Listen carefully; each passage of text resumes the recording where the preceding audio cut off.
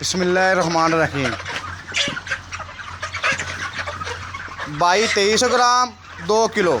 दो छड़ माल दे एक 2200 ग्राम का एक 2 किलो का डन रेट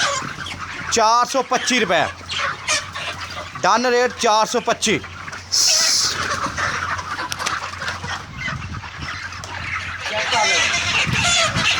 2200 ग्राम फर्म है डन रेट 425 रुपए डन रेट दो छड़ माल देख 2 किलो का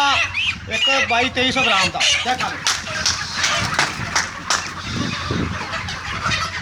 चेक करो जी सीना चेक करो ब्रांड सीना चेक करो 2200 ग्राम डन रेट 425 रुपए एक छड़ 2 किलो का दो छड़ माल देने चेक कर लो भाई दो छड़ ने माल दे एक 2 किलो का एक 2200 ग्राम का डन रेट 425 रुपए जो चेक कर लो जी पूरे दो छड़ माल दे जो